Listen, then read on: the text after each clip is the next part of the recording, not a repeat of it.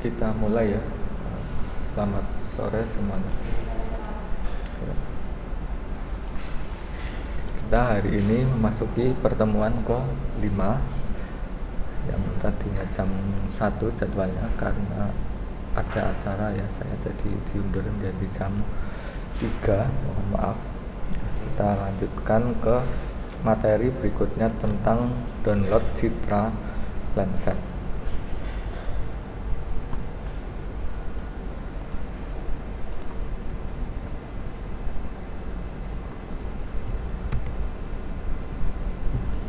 Jadi kalau dari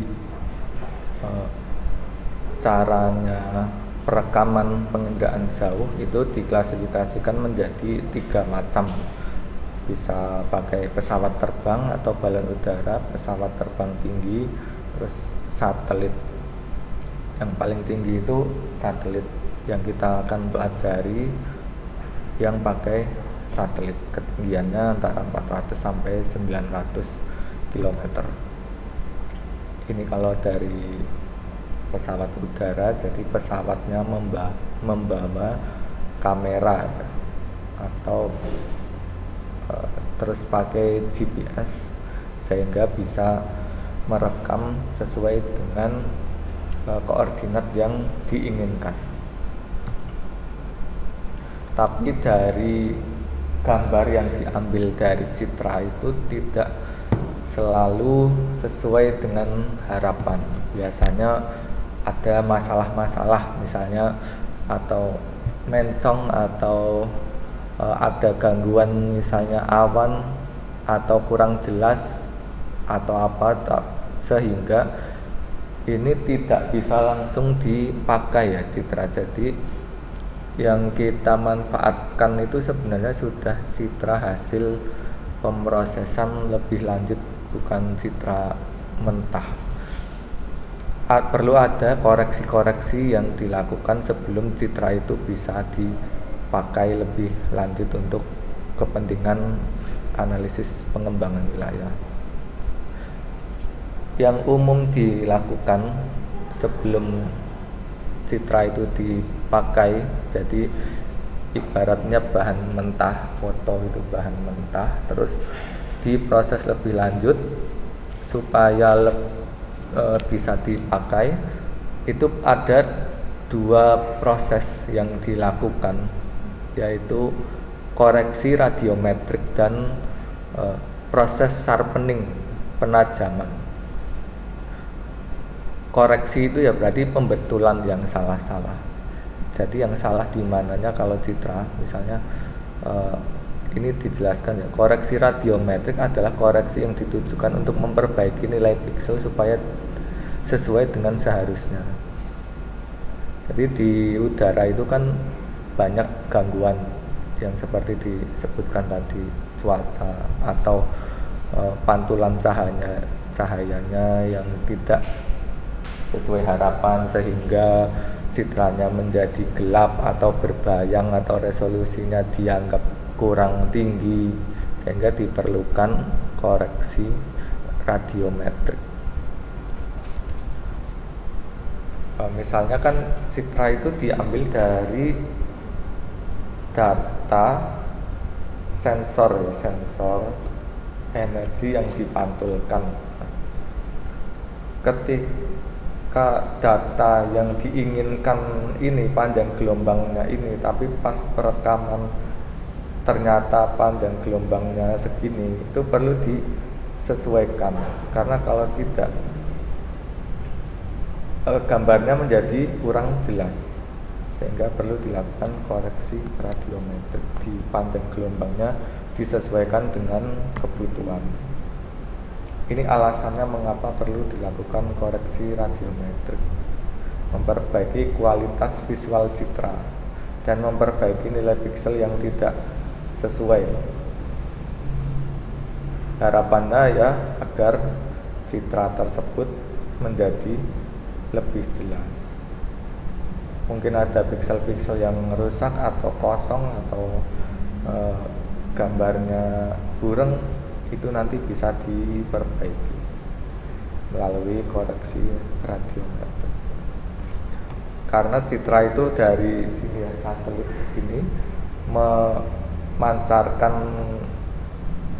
energi yang diterima oleh sensor yang ada di satelit ini kan diterima berdasarkan cahaya yang dipancarkan oleh matahari ke bumi, kemudian dipantulkan ke sensor. Nah, dalam proses ini karena namanya atmosfer ya, kadang ada gangguan-gangguan sehingga penerimaan sensornya itu kadang kurang jelas ya, seperti kita foto kamera terus di baliknya ada cahaya jendela pas siang-siang itu jadi silau, itu kan karena energi pantulannya cahayanya diterima oleh sensor yang ada di kamera itu tidak sesuai harapan, sehingga gambar yang dihasilkan jadi mungkin backlight, atau karena ada cahaya yang lebih terang daripada objek yang kita tuju, maka objek yang kita tuju justru menjadi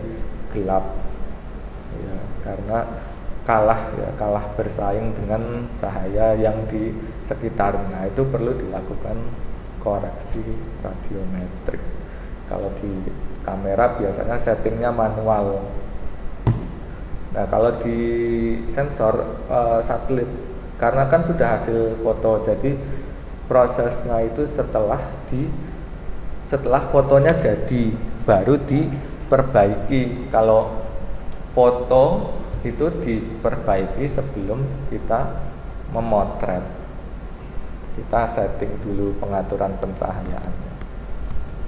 Ya mirip-mirip ya sebenarnya. Ini alasan perlunya dilakukan koreksi radiometrik. Ketidakstabilan detektor.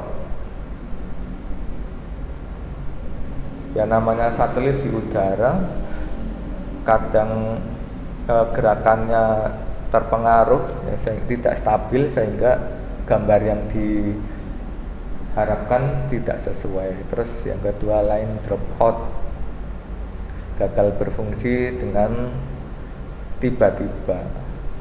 Alat ya, karena alat walaupun kecanggihan teknologi tapi ada umurnya, kadang error, waktunya error, perlu diperbaiki. Atau efek atmosferik merupakan fenomena yang disebabkan oleh debu, kabut, asap. Ini yang paling sering terjadi. Paling sering terjadi ini nomor 3, efek atmosferik. Dan ini sulit dihindari karena ini ada debu, kabut, asap ya, kejadian alam. Apalagi kalau ada seperti kebakaran hutan, itu mengganggu perekaman, hasil perekaman.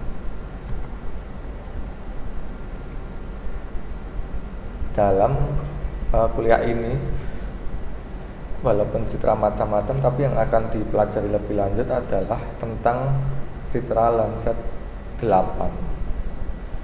karena dia punya keunggulannya itu band yang dipakai itu banyak, kanalnya banyak, ada 11 kanal, 11 saluran dengan panjang gelombang yang berbeda-beda.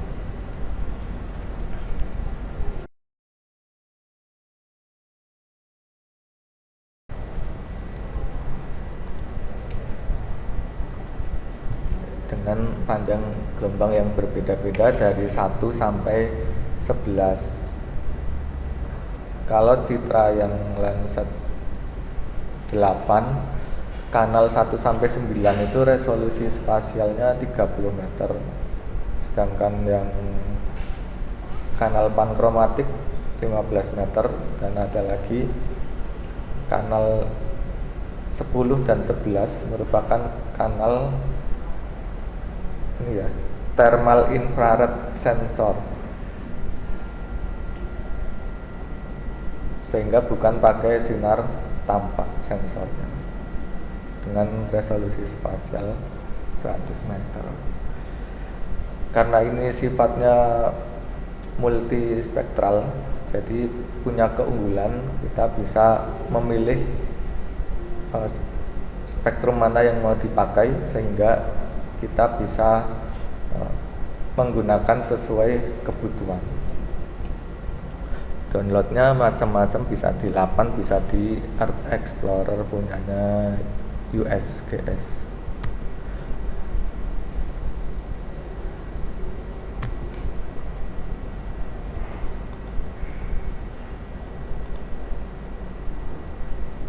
Setelah di radiometrik, koreksi radiometrik, kemudian ada proses lebih lanjut namanya sharpening.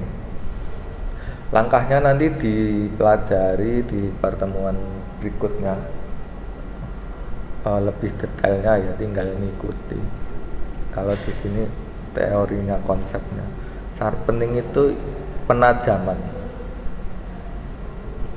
Jadi misalnya gambar aslinya citra seperti ini aslinya, karena pengaruh dari resolusinya yang rendah ya, nilai pikselnya rendah, sehingga jadi kotak-kotak seperti berbayang begini. Ini kan kalau untuk pengamatan kurang bagus, perlu adanya penajam. Hasilnya nanti akan seperti ini. Jadi ini pakai citra pankromatik, yang ini pakai citra true color ya, yang pakai sinar tampak, kemudian ditampalkan melalui proses sharpening, kemudian menjadi seperti ini, menjadi lebih jelas. Tujuannya apa? Biar bisa memperbaiki kualitas gambar. Contohnya seperti ini, gangguan-gangguan ya. Misalnya bandingkan gambar ini dengan gambar ini yang sudah melalui proses sharpening. Bedanya apa ini? Ini sebelum, ini sesudah. Lebih apa? Lebih sedikit terang. Yang bagian mana bisa diidentifikasi? Lebih terang. Wajah. Apalagi? Baju. Apalagi? Iya, ini paling jelas ini, bulu-bulunya ya. Kelihatan cerah sekali. Jadi dalam proses sharpening itu juga tidak selalu bisa sesuai yang kita harapkan jadi jelas semua. Hanya di beberapa bagian mungkin meningkat sedikit, di beberapa bagian mungkin meningkatnya banyak, karena namanya digital ya, prosesnya tergantung dari yang dihasilkan oleh komputer. Selain warnanya lebih terang, apalagi bedanya? Selain warna ya, kalau diamati ada perbedaan lain.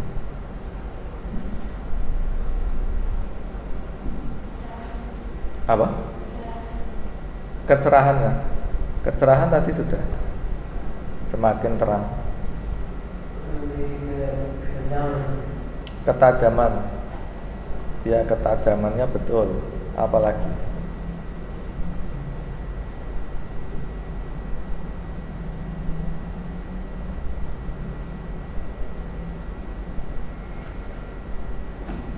Sebenarnya ini ada proses pembersihan ya. Seperti ini, air lalat, terus ini mungkin noda tinta gitu ya, ini bisa dihapus. Kalau tukang edit foto kan bisa melakukan ini. Ya, citra ibaratnya begitu. Misalnya ini awan, ya awannya dibersihkan supaya bisa melihat di permukaan buminya. Kemudian ini apa yang beda? Apa? Pembersihan. Apanya yang dibersihkan? Ini ya, mungkin ini nangis ya, air mata, kemudian dibersihkan ya, sehingga menjadi lebih tampak jelas. Ini fungsinya dari koreksi radiometrik dan sharpening. Seperti ini juga, sebelumnya tampak gelap ketika difoto menjadi lebih terang, ya, lebih terang gambarnya.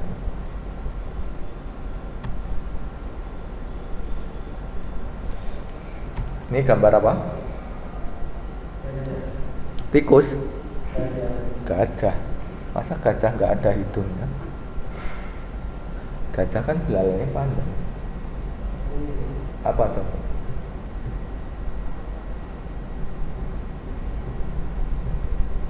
Badak atau kudanil ini?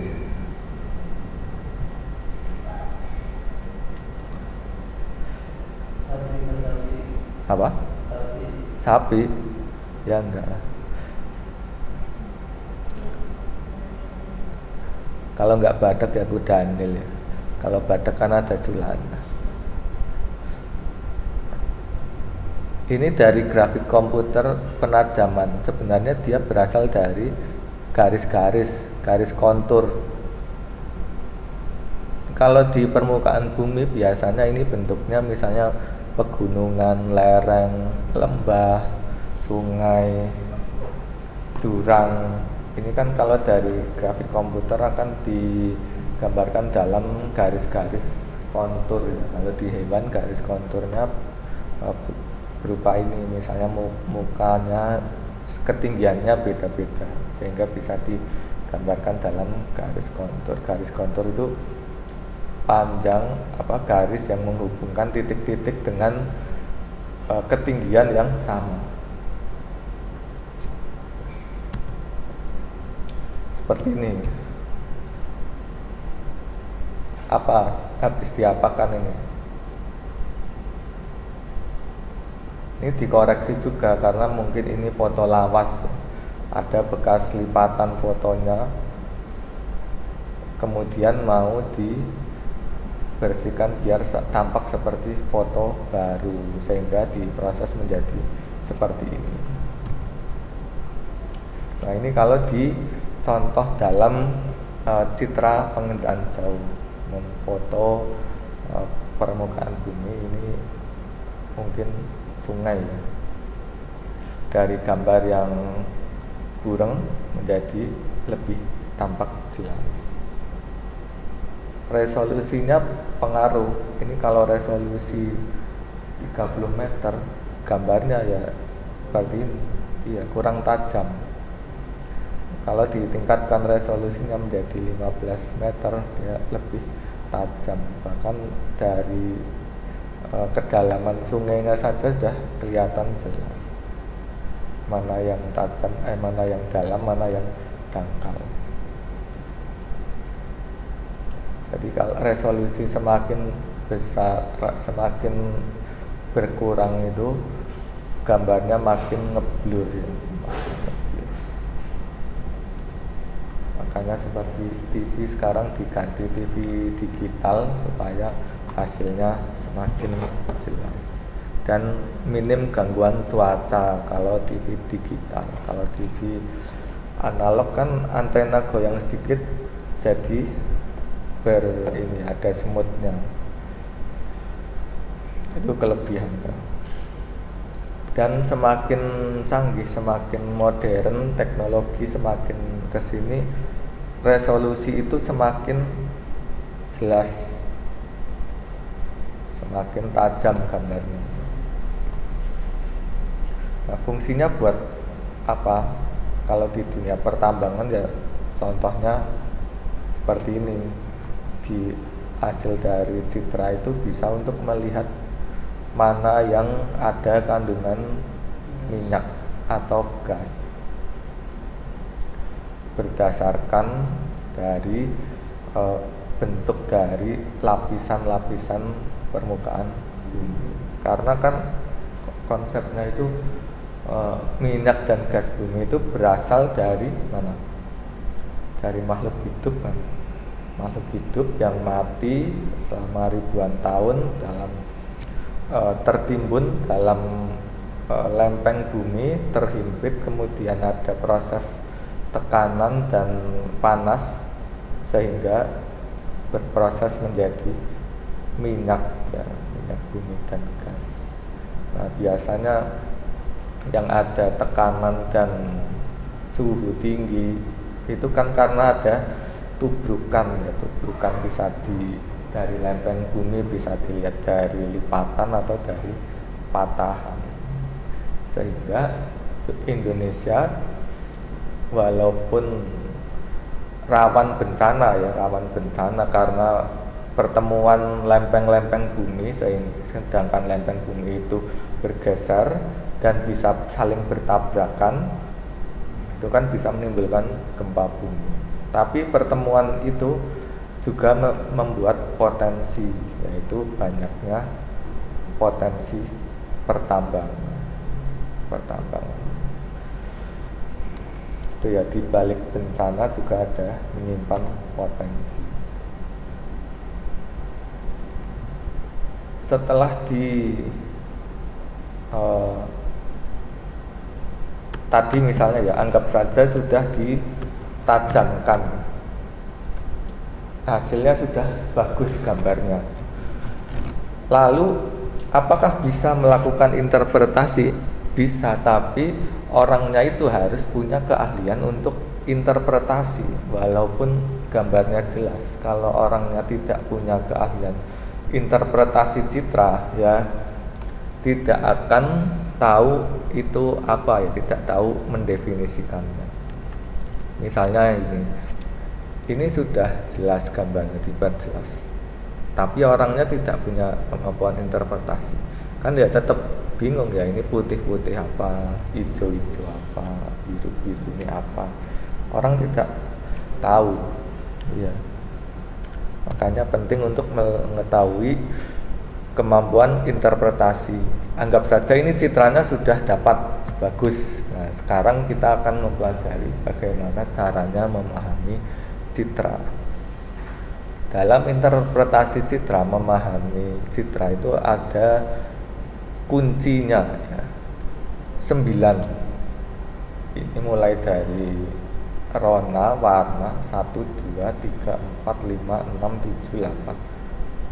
10 sama asosiasi ya, sama asosiasi.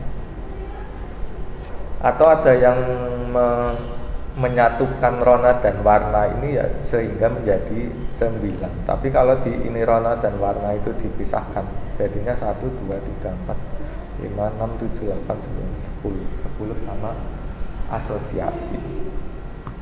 Nah, apa artinya segitiga ini? Segitiga ini sebagai simbol bahwa interpretasi paling mudah itu berawal dari rona dan warna.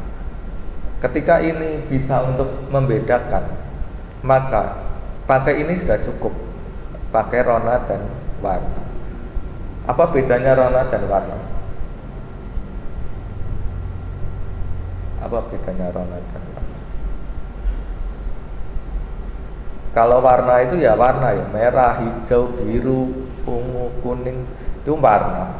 Kalau rona itu tingkat kecerahan. Jadi seperti ini contoh tadi. Ini kan jelas warna putih, anggap saja putih. Terus ini warna apa ya?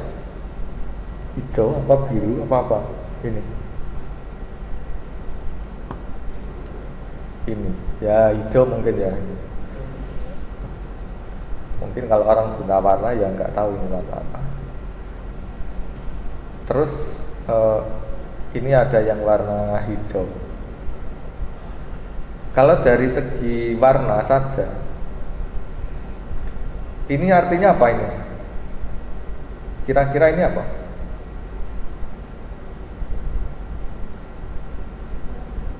Ini.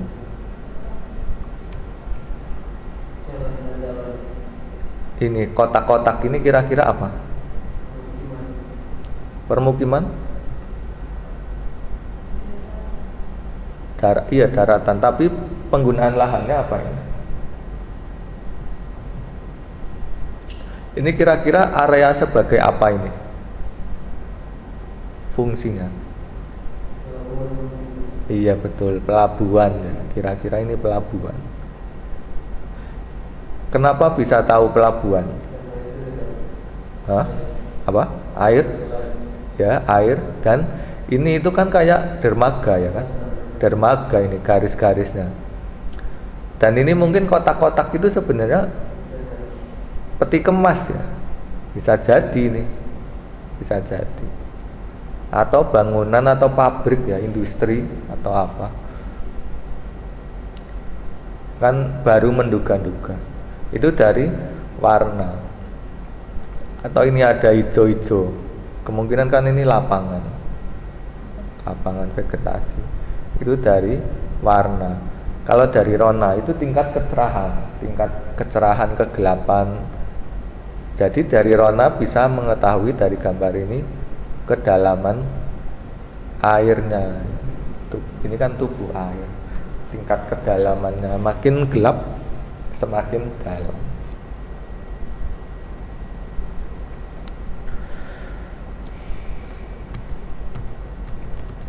Terus yang selanjutnya ukuran, tekstur, bentuk. Ukuran itu ya besar, kecil, sedang, tinggi, rendah, itu ukuran. Kalau tekstur apa? Iya, halus, kasar. Biasanya itu tekstur misalnya ya kayak tanaman padi, jagung, terus tebu. Itu kan kalau dilihat dari atas sebenarnya mirip-mirip itu, kalau dilihat dari citra. Nah, kita bisa mengetahui itu padi atau jagung atau tebu itu dari mana ya? Dari tekstur. Contohnya kayak kayak kelapa sawit, palem, kelapa. Itu kan mirip kalau dilihat dari citra ya.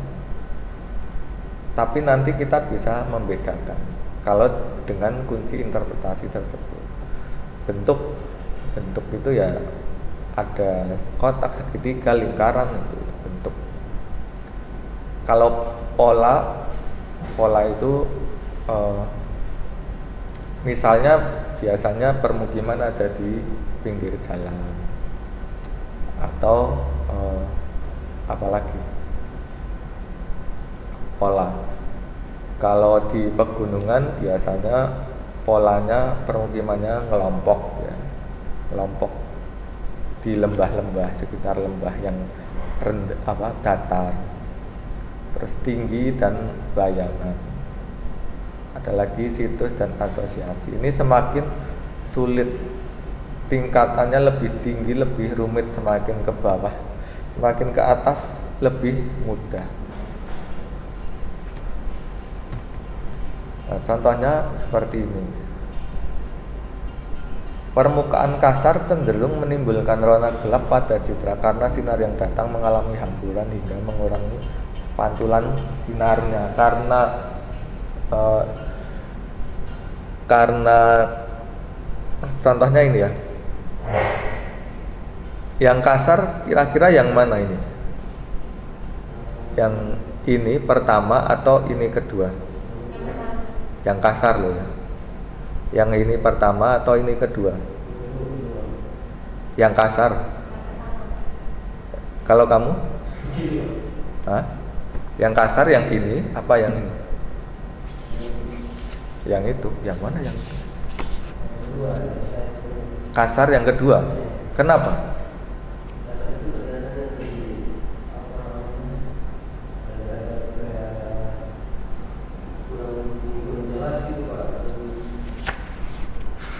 Kurang jelas. Menurut kamu yang ini gambar apa ini?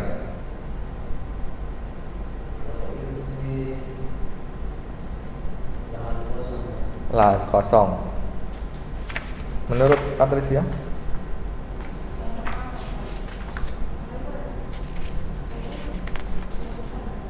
Ini menurut Patricia gambar apa ini?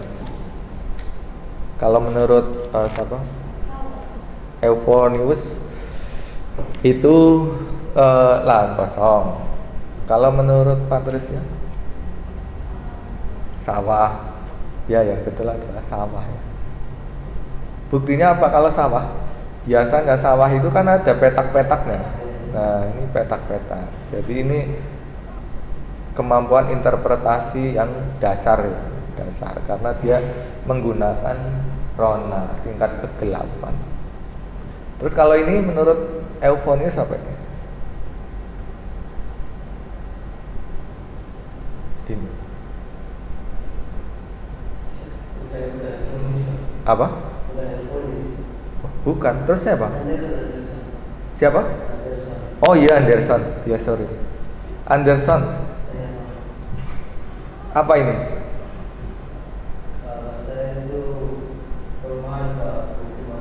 Permukiman. Kenapa? Kok ini permukiman? Kamu menilai ini rumah? Kalau menurut Patricia? Perumahan juga? Tumbuhan ya. Yang betul tumbuhan. Memang ini ada rumah-rumahnya. Karena rumahnya itu kan dikelilingi oleh pekarangan-pekarangan. Tapi kan ini dominasinya tumbuhan sebenarnya, vegetasi. Berarti vegetasi yang dominan dalam perkampungan. Bisa jadi ini adalah pedesaan, ya, pedesaan yang masih banyak tanamannya, sehingga rumah-rumahnya sedikit tertutup oleh vegetasi tumbuhan. Sebenarnya bisa jadi ini banyak rumah, cuma ketutup oleh dedaunan di atasnya, bisa jadi. Kan kalau di desa banyak pohon yang lebih tinggi dari rumah, sehingga ini akan mengganggu interpretasinya juga ya. Dikiranya ini tumbuhan, ternyata sebenarnya banyak rumah di dalamnya. Betul. Ini sebenarnya dominasinya vegetasi, kebun, pekarangan. Jadi lebih kasar yang mana? Tumbuh-tumbuhan. Karena dia ada beda tinggi.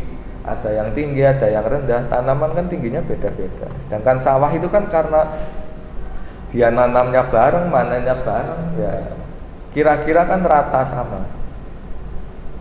Ya, gitu ya. Jadi permukaan kasar cenderung ronanya gelap. Nah ini gelap, ronanya gelap. Karena ketika sinarnya mendatangi ke tumbuhan yang tinggi, itu sama tanamannya diserap cahayanya, sehingga yang dipantulkan ke sensor penginderaan jauh cahayanya berkurang. Karena berkurang jadinya gelap. Itu ya. Ya, satu bisa mengenali interpretasi. Kemudian warna objek yang gelap cenderung menghasilkan rona yang gelap. Iya, karena objeknya diserap oleh objek cahayanya diserap oleh objek tersebut, sehingga yang dipantulkan dan diterima oleh sensor menjadi gelap. Objek yang basah cenderung menghasilkan warna gelap. Makanya air itu gelap. Kenapa gelap? Kenapa Anderson? Kenapa air itu gelap? Logikanya kenapa? Kenapa air itu gelap?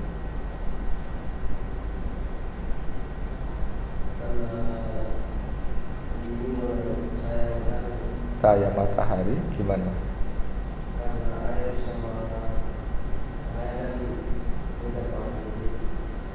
Beda.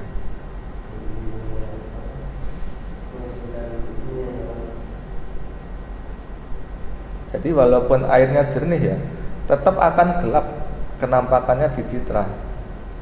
Jadi jangan dikira itu air kotor, belum tentu. Belum tentu sungainya penuh limbah. Bisa jadi ini malah air bersih. Kalau menurut Patricia kenapa? Oleh siapa? Oleh air ya. Sehingga yang dipantulkan lebih, karena cahaya yang diserap oleh airnya banyak, sehingga yang dipantulkan ke sensor menjadi lebih apa? Lebih sedikit, sehingga sensornya membacanya gelap karena menerima cahayanya sedikit ya, gitu ya bedanya.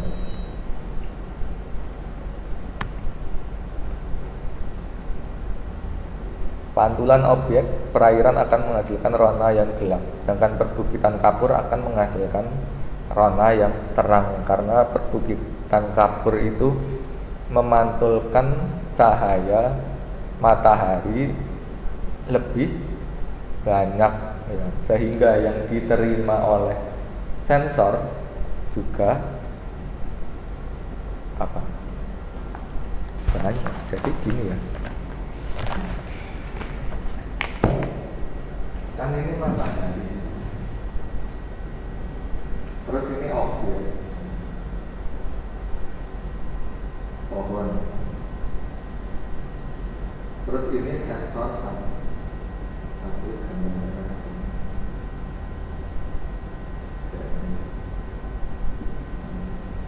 Matahari memberi sinar ke pohon, dari pohon dipantulkan. Ketika yang dipantulkan ini banyak, maka yang diserap ini banyak apa sih? Banyak. Kalau yang dipantulkan sedikit, yang diserap ini sedikit. Akhirnya warnanya jadi gelap. Itu mengapa di citra air warnanya gelap walaupun belum tentu kotor. Terus interpretasi berikutnya adalah bentuk. Biasanya kalau gedung sekolah bentuknya biasanya I, L atau U, dan terus di tengahnya kan ada lapangan. Kayak ITNJ bentuknya apa? U ya, kira-kira bentuknya U. Terus di tengahnya ada itu parkiran, apa lapangan Ganesha atau lapangan basket, bentuknya U. Itu umumnya gedung sekolah. Kalau pabrik ya beda lagi. Sehingga bisa untuk menginterpretasi. Lapangan sepak bola biasanya seperti ini bentuknya. Kalau ada lapangan larinya bentuknya lonjong. Ini diinterpretasikan sebagai lapangan, dan ini ada tribun penonton.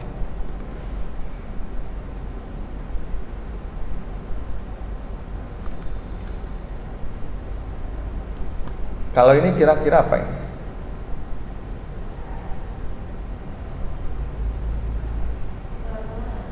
Apa? Perumahan? Masa perumahan sebesar ini?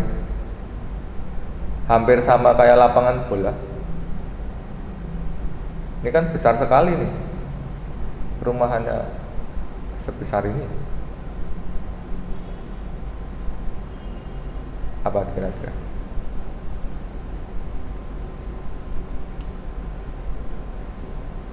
Bahkan kalau luas kawasannya ini lebih besar dari lapangan bola ini, dari segini sampai segini. Apa kira-kira? Anderson?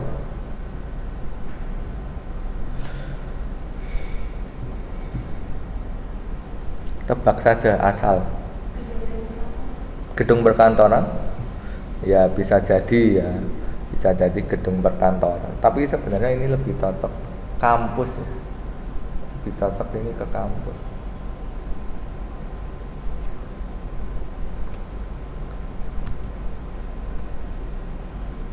Terus bisa lihat juga aliran sungai. Aliran sungai konsekuen adalah aliran sungai yang sesuai dengan kemiringan batuan daerah yang dilewati. Sehingga dia bisa untuk mengetahui arahnya kemiringan lereng itu kemana. Itu bisa tahu dari arah aliran.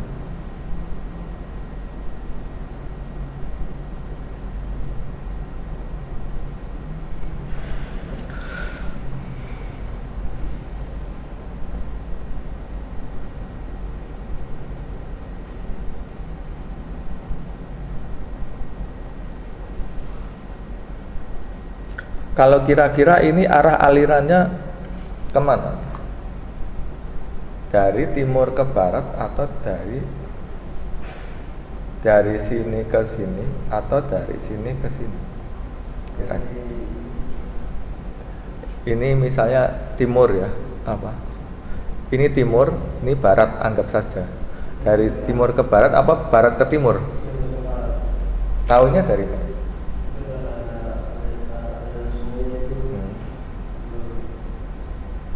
Arahnya ya, ke arah barat.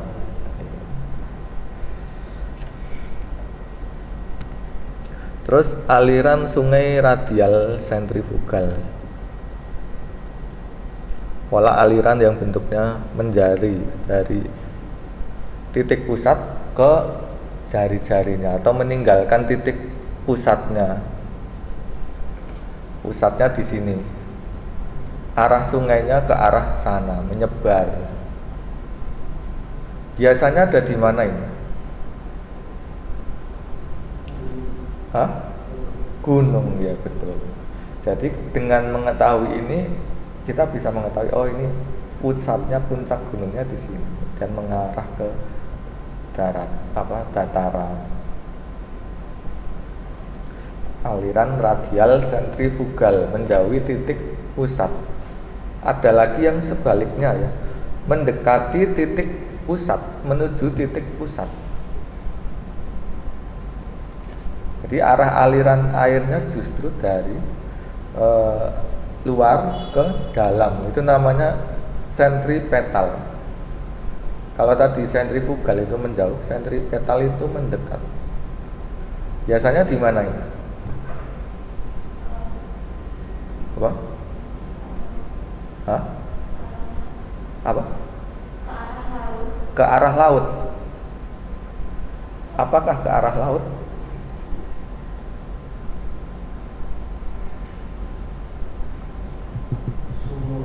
Sumur.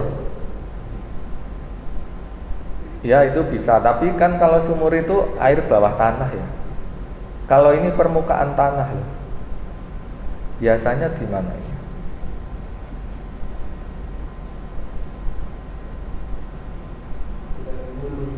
Gunung, kaki gunung. Kalau ini kan ini menujunya muara ya, kalau pola aliran seperti ini menuju muara terus ke laut. Kalau ini asalnya dari puncak gunung, kalau ini menuju kemana? Biasanya yang pola alirannya seperti ini itu yang menuju ke danau atau waduk atau cekungan ya, basin ya istilahnya, ledok, basin. Sehingga kan prinsipnya air itu mengalir dari tempat tinggi ke tempat yang rendah, sehingga yang lebih rendah mana yaitu airnya mengalir. Ini bisa jadi ke arah waduk atau danau.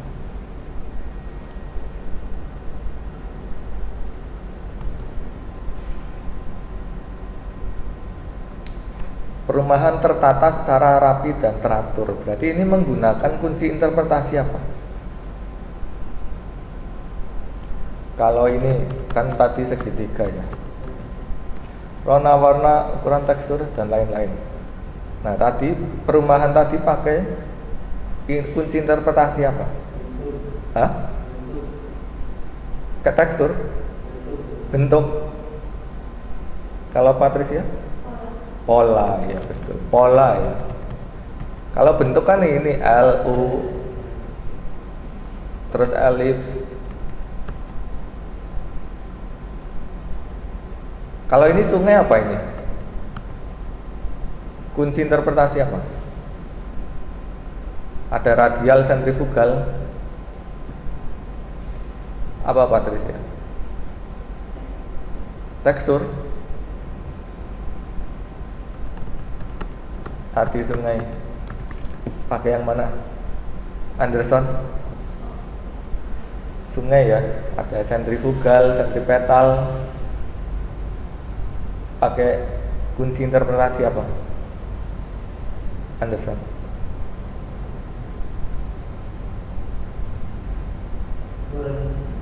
Ukuran. Patricia?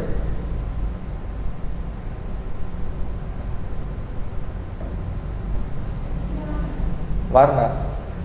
Ini sangat penting ya kunci interpretasi. Yang betul adalah pola aliran. Karena ada pola aliran konsekuen, sentrifugal, sentripetal, pola ya, pakai pola. Dan ini juga sama, polanya tertata secara rapi dan atur, sehingga ini bisa diidentifikasi sebagai perumahan, bukan perkampungan. Kalau di perkampungan kan rumahnya cenderung acak persebarannya. Ini perumahan berdasarkan pola. Kalau ini pola tanam kelapa sawit, kenapa bisa tahu kalau ini kelapa sawit bukan kelapa?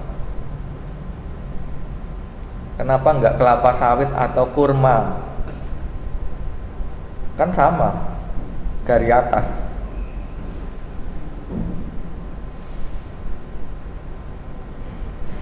Sama sejenis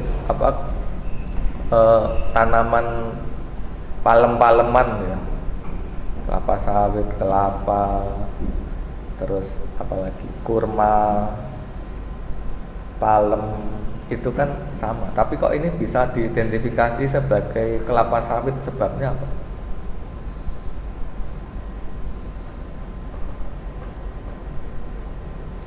Dari apanya kira-kira?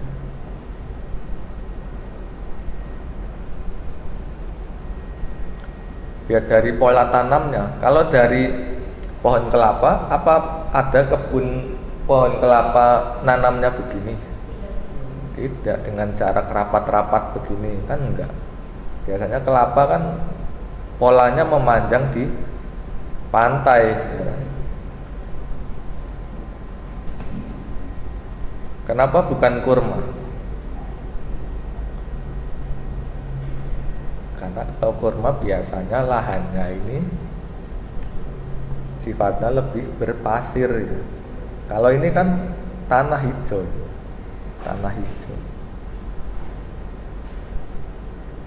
Jadi kira-kira ini kelapa sawit. Ada jalurnya, ini jalur untuk panen kelapa sawit dan tanam supaya lebih mudah aksesnya. Dan ada jarak tanam yang rapat tapi tidak juga renggang supaya dia produktivitasnya tinggi. Satu lahan ini sebanyak-banyaknya tanaman sawit supaya hasilnya banyak. Tapi ya jangan terlalu rapat karena ini pertumbuhannya nanti akan terganggu. Itu menunjukkan kalau kelapa sawit.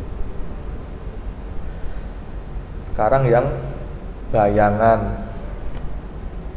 Kalau orang biasa melihat, ini dikira jalan biasa ya, jalan biasa.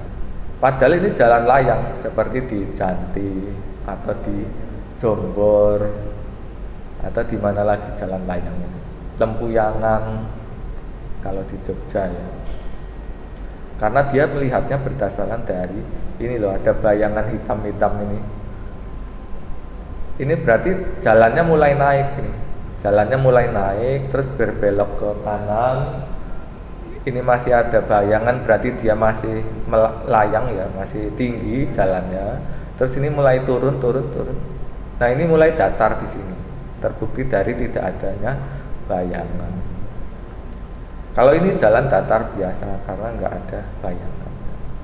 Itu kunci interpretasi dari bayangan. Penting juga ini dari segi bayangan.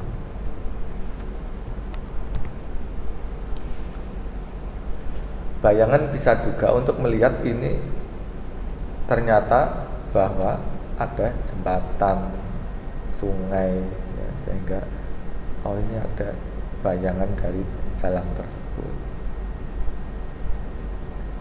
Jadi ini ketika mengidentifikasi jalan berlubang atau ambles terkena pergerakan lempeng bumi rawan ambles, itu kelihatan ya dari citra fungsinya. Jadi bisa menghindari atau mencegah bahaya yang lebih besar.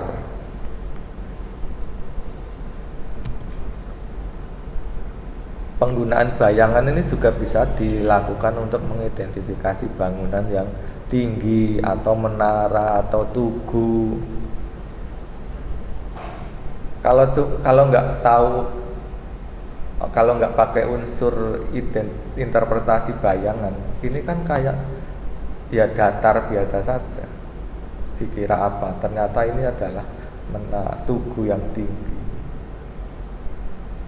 Seperti Monas kan ini akan menghasilkan bayangan. Ya ini Monas, ini bayangannya Monas, sehingga tahu bahwa ini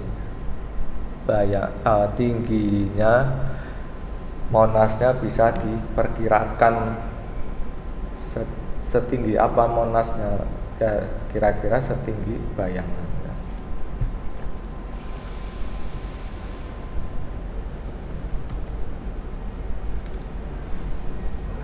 Situs itu tempat ya. Biasanya untuk mengenali pola permukiman ada banyak permukiman di sepanjang jalan. Ini berarti polanya linear, permukiman yang sepanjang jalan raya. Selain permukiman sepanjang jalan, biasanya permukiman sepanjang apa? Sungai ya bisa. Terus apa lagi? Apalagi? Selain sepanjang jalan, sepanjang sungai, apalagi? Sepanjang pantai ya biasanya, atau sepanjang jalan rel kereta api biasanya. Jadi 4 itu yang umumnya membentuk pola aliran linear untuk permukiman. Kenapa permukiman polanya linear sepanjang 4 hal tersebut? Karena apa? Ya karena kan manusia itu butuh mobilitas, ya, bergerak transportasi paling mudah ya pinggir jalan, pinggir sungai, pinggir laut. Zaman dulu orang kan akses karena belum ada jalan, paling enak pinggir laut atau pinggir sungai ya. Sungai dijadikan jalan kalau zaman dulu karena jalan aspal belum diciptakan. Maka terdapat pola-pola seperti yang disebutkan tadi. Ini termasuk pola permukiman sepanjang garis pantai. Ini kan menjalar. Di mana ini biasanya? Pantai mana contohnya kalau di Jogja?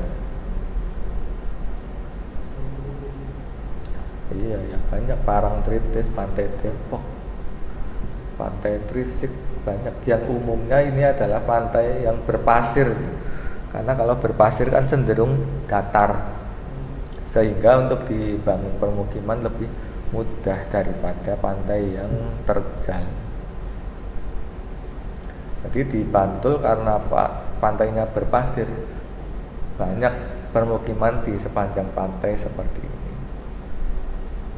Padahal di sana ada yang namanya gumuk pasir ya. Gumuk pasir itu bentuknya macam-macam di sana. Yang terkenal bentuk barcang, dan itu bentuk-bentuk gumuk pasir itu khas. Setiap negara beda-beda. Dan katanya gumuk pasir yang di Bantul itu hanya ada 2 di dunia, hanya ada di Indonesia sama di Meksiko kalau nggak salah. Dan itu kalau didirikan bangunan kan akan merusak bentuk dari gumuk pasir tersebut, karena gumuk pasir dibentuk oleh angin. Ada permukiman terhalang, anginnya terhalang, sehingga gumuk pasirnya bentuknya jadi kacau, sehingga kekhasannya hilang.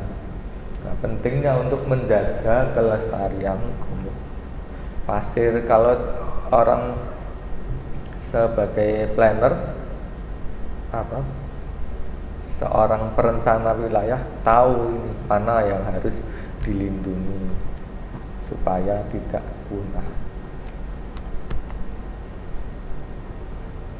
Penggunaan unsur situs untuk mengenali pola permukiman memanjang sejajar dengan sungai. Jadi tadi yang disebutkan jalan, sungai, pantai, terus rel kereta. Radial, permukiman yang radial mengelilingi puncak gunung.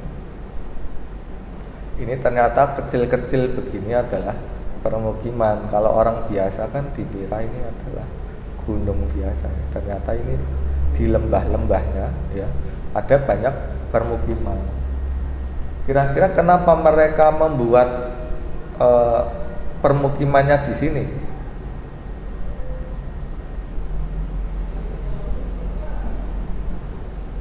Kenapa Anderson kira-kira?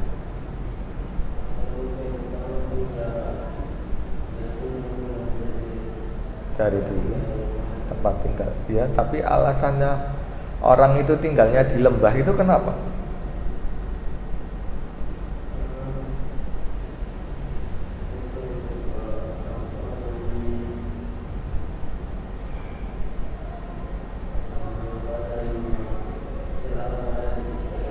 Hasil alam di sekitar. Kalau menurut Patricia?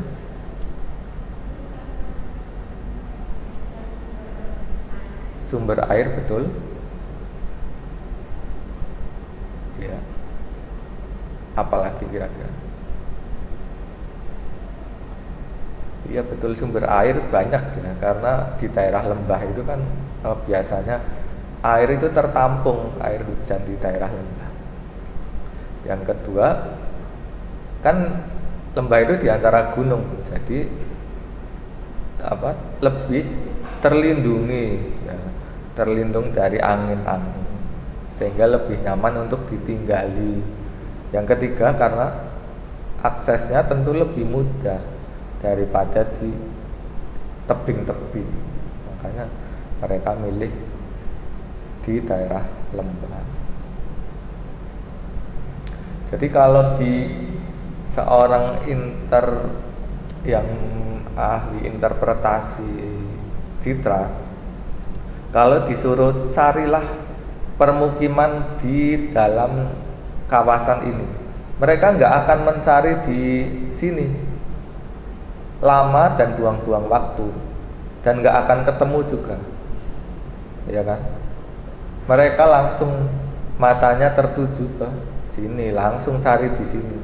Jadi ini itu ibarat kayak orang ahli mencari kutu di rambut. Kalau orang sudah ahli biasa cari kutu di rambut, langsung ketemu cepat. Walaupun kutu itu kecil ya, seperti ini, walaupun permukiman kecil tapi kan kelihatan karena dia sudah paham polanya di mana biasanya kutu bersembunyi.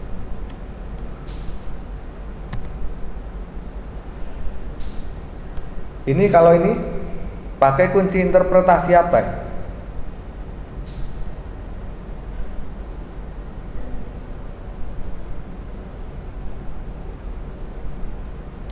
Ini gambar apa? Lapangan sepak bola ya.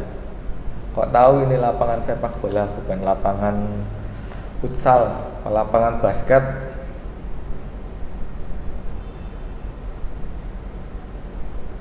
Karena apa? Kenapa bukan lapangan tenis? Lapangan tenis kan juga hijau, ada gawangnya ya. Kalau ada netnya namanya lapangan tenis. Jadi dari asosiasi, diasosiasikan dengan gawang. Sebenarnya bisa juga seperti ini, lapangan tenis, lapangan voli, tapi diputuskan ini lapangan bola karena ada gawang. Ini namanya asosiasi. Ini juga kira-kira ini adalah stasiun karena ini ada rel, ada bangunan sepanjang rel sepur dan ini ada kereta, walaupun nggak jelas, tapi ini bisa dipastikan stasiun gitu, walaupun nggak jelas. Ya ini bisa menilai seperti ini kan karena pengalaman melihat ini dan pengalaman melihat dunia nyata. Kalau cuma melihat ini tapi nggak pernah berkunjung ke dunia nyata, nggak bisa dibandingkan. Kalau berdasarkan cuma teori belum tentu sesuai, jadi harus di cross check. Ini ya terminal ini kira-kira, ini ada bisnya, bis parkir, kira-kira terminal. Apakah terminal betulan ya nanti dicek. Ini lapangan terbang karena ada hanggarnya.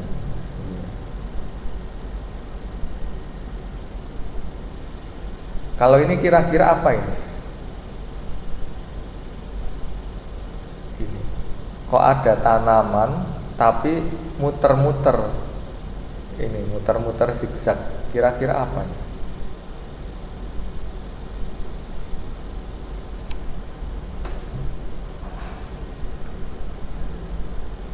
Menurut Anderson apa kira-kira?